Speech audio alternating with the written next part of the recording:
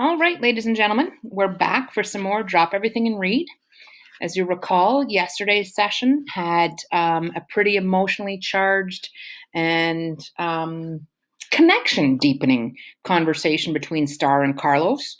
When Star walked back to her uncle's house, she was talking a little bit more about how he got suspended or put on leave and what happened. And as you know, when Carlos sort of hints at what actually when Carlos hints at what actually went down, like what happened, what his feelings are, you can see that he's torn between two identities.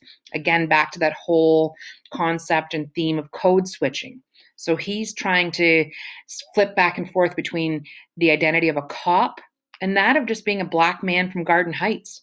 And we see that the fact that he's put on leave for confronting 115 further suggests that there may even be a gang-like nature on the police force, because anyone who shows disloyalty or didn't want to defend a bad apple, if you will, ultimately risks their job. So very pivotal scene there.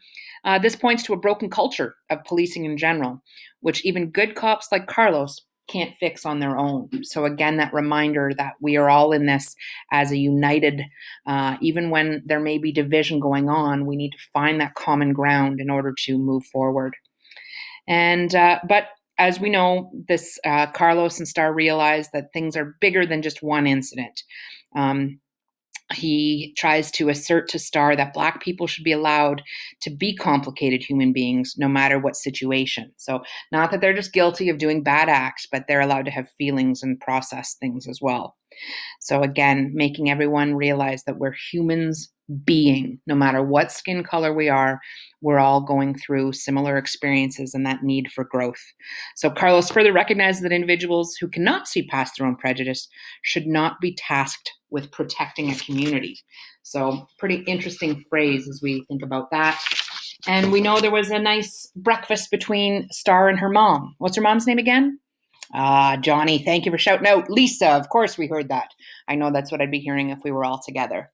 The following morning, Lisa took Star to IHOP, but Star barely touched her food. And as we know, they were talking back and forth. But much of the world appears to reject the media's treatment of Star and Khalil, granting hope that justice may be possible after all.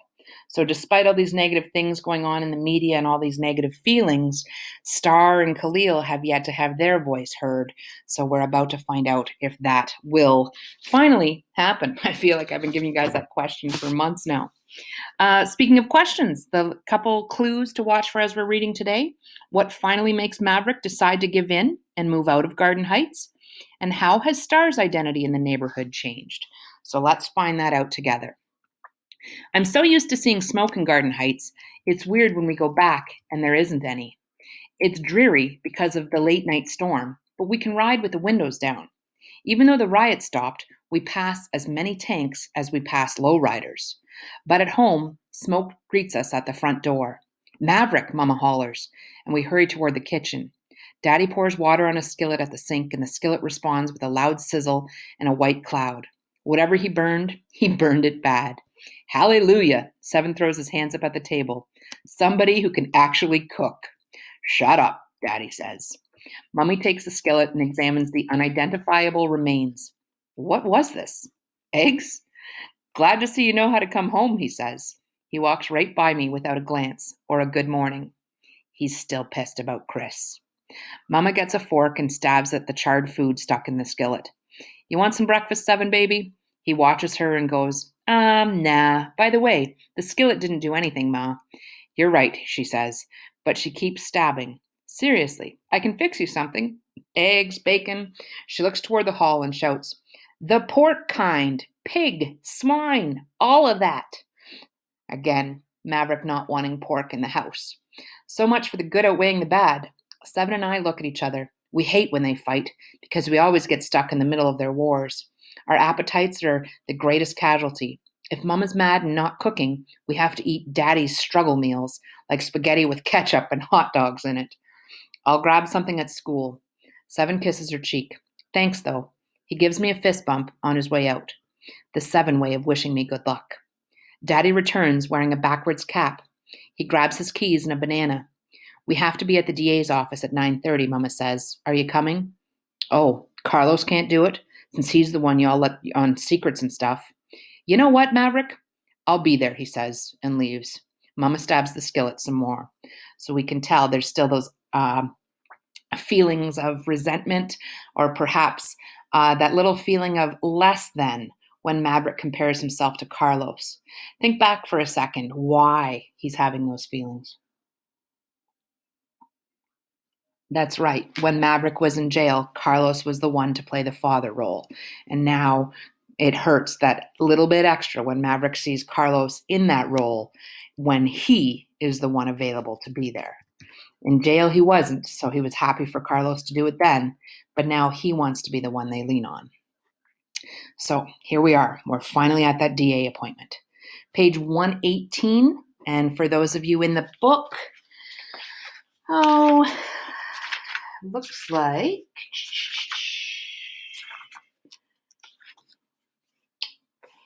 page 267. The DA personally escorts us to a conference room. Her name is Karen Monroe, and she's middle-aged. She's a white lady who claims she understands what I'm going through.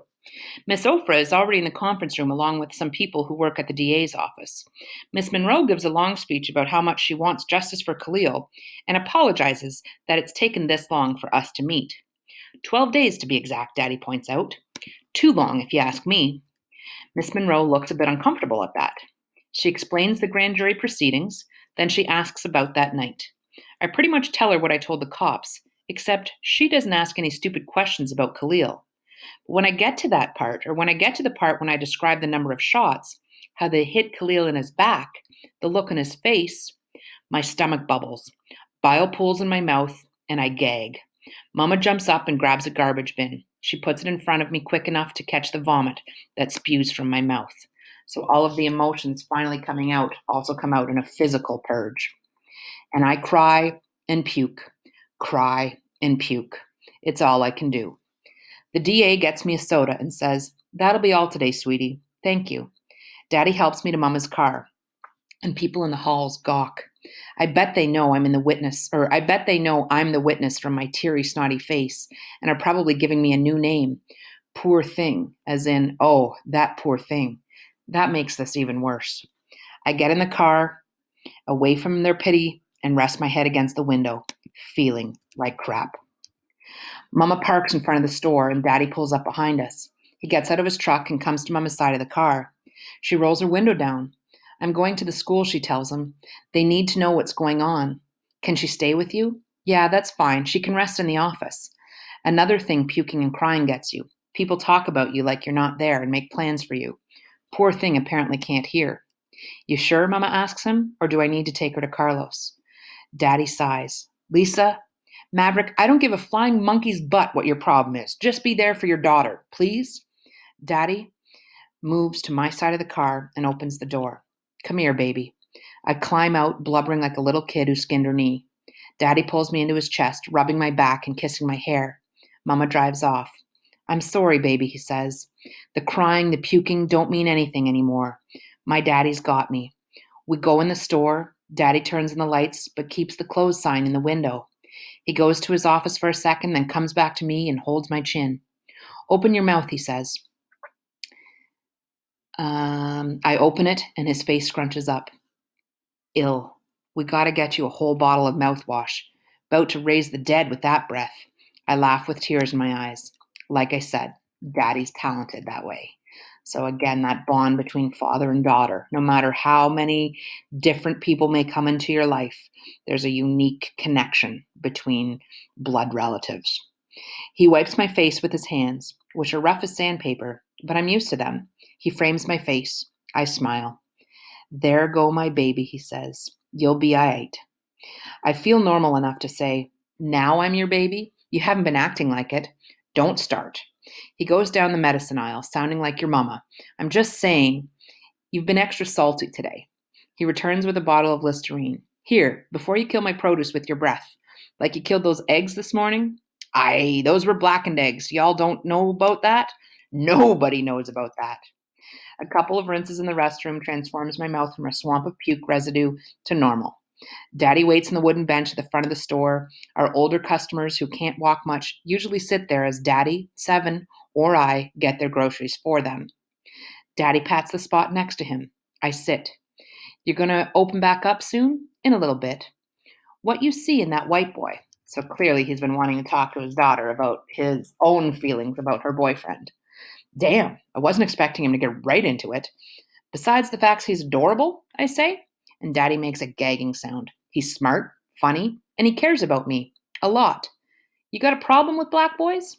No, I've had black boyfriends. 3 of them. 1 in 4th grade, although that doesn't really count. 2 in middle school, which don't count either, because nobody knows crap about a relationship in middle school, or about anything really. What? He says. I ain't know about them? Because I knew you'd act crazy, put a hit on them or something. You know, that ain't a bad idea. Interesting seeing the dynamic between Star and her father versus Star and Lisa, her mother, at the pancake breakfast. A little more laid back, but as you can tell, they each have their own connection. Daddy, I smack his arms and he cracks up. Did Carlos know about them? He asks. No. He would have ran background checks on them or arrested them. Not cool. So why you tell him about the white boy? I didn't tell him, I say. He found out. Chris lives down the street from him, so it was harder to hide. And let's be real here, Daddy. I've heard the stuff you've said about interracial couples. I didn't want you talking about me and Chris like that. Chris, he mocks. What kind of plain-ass name is that? He's so petty. Since you want to ask me questions, do you have a problem with white people? Not really. Not really? I'm being honest. My thing is, girls usually date boys who are like their daddies.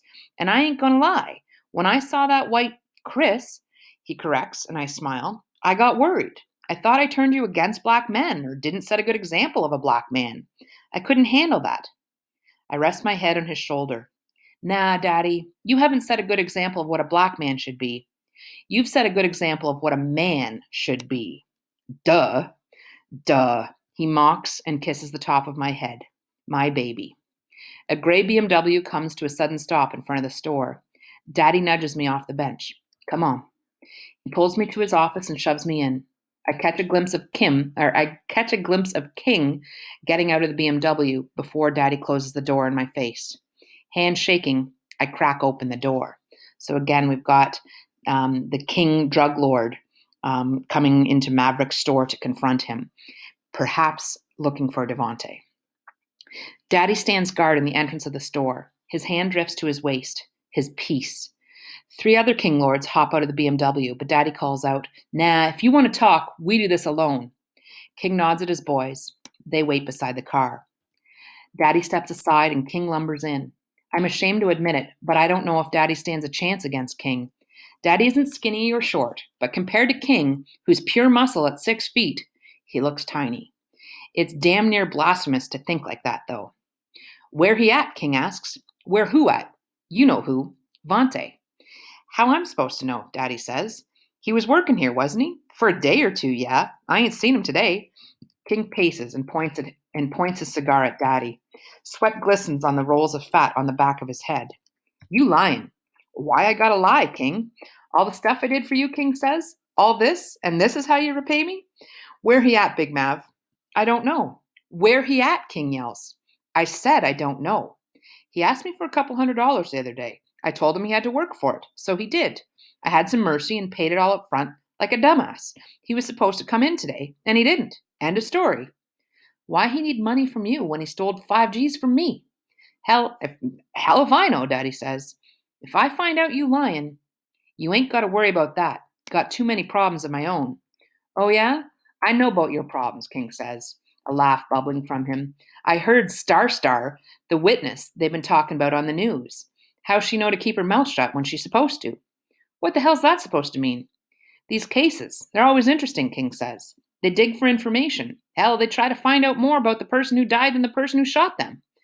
Make it seem like a good thing they got killed. So again, making them the victim. They already saying Khalil sold drugs. That could mean problems for anybody who may have been involved in his hustle. So people got to be careful when they talking to the DA. So it's like a sheltered or a veiled threat for Star. She's got to be careful what she says because I'm linked back to Devontae and his drug dealings. Wouldn't want them to be in danger because they ran their mouth. Nah, Daddy says. The folks who were involved in the hustle need to be careful, but what they say or even think about doing. There are several agonizing seconds of Daddy and King staring each other down. Daddy's hand is at his waist like it's glued there. Again, that's where his piece, as they say, his gun, lies. King leaves, pushing the door hard enough to nearly break the hinges, the bell clanging wildly. He gets in his BMW, his minions follow, and he peels out, leaving the truth behind. He's going to mess me up if I rat on him. Daddy sinks onto the old people's bench. His shoulders slump, and he takes a deep breath. We close early and pick up dinner from Reuben's. During the short drive home, I notice every car behind us, especially if it's gray. So again, keeping an eye out for that BMW that King drives. I won't let him do anything to you, Daddy says. I know, but still. Mama's beating the hell out of some steaks when we get home. First the skillet and now red meat. Nothing in the kitchen is safe. Daddy holds up the bags for her to see. I got dinner, baby. It don't stop her from beating the steaks. We all sit around the kitchen table, but it's the quietest dinner in Carter family history. My parents aren't talking. Seven's not talking. I'm definitely not talking or eating. Between the disaster at the DA's office and King, my ribs and baked beans look disgusting. Sakani can't sit still, like he's itching to give every detail of his day. I guess he can tell nobody's in the mood. Bricks, the family dog, Bricks chomps and slobbers over some ribs in his corner. Afterward, Mama collects our plates and silverware. All right, guys, finish your homework. And don't worry, Star. Your teachers gave me yours. Why would I worry about that? Thanks. She starts to pick up Daddy's plate, but he touches her arm. Nah, I got it. He takes all the plates from her, dumps them in the sink, and turns the water on. Maverick, you don't have to do that. He squirts way too much dishwashing liquid in the sink. He always does. It's cool. What time you got to be at the clinic in the morning? I'll be off again tomorrow. I have a job interview. Daddy turns around. Another one? Another one? Yeah, Markham Memorial again. So Lisa has been having job interviews. And as we know, she is that's right. I'm not sure if it's a nurse or a doctor, but yes, she does work in the medical field. And as they say, Markham Memorial again? That's where Aunt Pam works, I say. Yeah, her dad is on the board and recommended me. It's in the pediatrics nursing manager. So there we go. This is my second interview for it, actually. They want some of the higher ups to interview me this time. Always a good sign when you go back for a second interview. Baby, that's amazing, Daddy says. That means you're close to getting it, huh? Hopefully, she says. Pam thinks it's as good as mine. Why didn't you guys tell us? Seven asks. 'Cause it's none of y'all business, Daddy says. And we didn't want to get your hopes up, Mama adds. It's a competitive position. How much does it pay? Seven's rude self asks. More than what I make at the clinic. 6 figures. 6? Seven and I say. Mama gonna be a millionaire, Sakani shouts. I swear he doesn't know anything. 6 figures is the 100,000, Sakani. I say. Oh, it's still a lot. What time is your interview, Daddy says. 11. Okay, good. He turns around and wipes a plate. We can look at some houses before you go to it. Mama's hand goes across her chest, and she steps back. What? He looks at me, then at her. I'm getting us out of Garden Heights, baby. You got my word. The idea is as crazy as a 4-point shot. Living somewhere other than Garden Heights? Yeah, right. I'd never believe it if it wasn't Daddy saying it. Daddy never says something unless he means it. King's threat must have really got to him. He scrubs the skillet that Mama stabbed this morning. She takes it from him, sets it down, and grabs his hand. Don't worry about that. I told you it's cool. I can get the dishes. Forget the dishes. And she pulls them to their bedroom and closes the door. Suddenly, their TV blares real loud, and Jodeci sings over it from the stereo. If that woman ends up with a fetus in her uterus, I will be completely done. Done. Ill, man, Seven says, knowing the deal too. They're too old for that. Too old for what, Sakani says. Nothing, Seven and I say together. You think Daddy meant that, though? I ask Seven. We're moving. He twists one of his dreads at the root. I don't think he realizes he's doing it. Sounds like y'all are, especially if Ma gets this job. Y'all, I say? You're not staying in Garden Heights. I mean, I'll visit, but I can't leave my mama and my sister, Star. You know that. Your mama put you out, Sakani says. Where else you gonna go, stupid? Why you calling me stupid? Or who you calling stupid? Seven sticks his hand under his armpit, then rubs it in Sakani's face. The one time he did it to me, I was 9. He got a busted lip and I got a whooping. You're not going to be at your mama's house anyway, I say. You're going away to college. Hallelujah, thank black Jesus. 7 raises his brows. You want an armpit hand too? And I'm going to Central Community so I can stay at mama's house and watch out for my sisters. That stings a little. I'm his sister too, not just them. House, I repeat. You never call it home. Yeah, I do, he says. No, you don't. Yeah, shut up. I end that argument. Oh, Sekani holds his hand out. Give me my dollar. Hell no, I say. This doesn't work with me. $3. Okay, fine. I'll give you a $3 bill. I've never seen a $3 bill, he says. Exactly. And you'll never see my $3. All right, we'll stop there. We'll continue with chapter 16 in tomorrow's session. Thanks for joining us, guys. Don't forget to look for those projects on your hero, whether it's your work plan or just in the projects available. There's a writing perspectives where you get to step into the shoes of either Officer 115 or Star the night of the actual shooting. And as you know, you also have your For the Love of Reading and the novel study project. So make sure to make this count, and we'll be back again tomorrow for another session. Have a great day.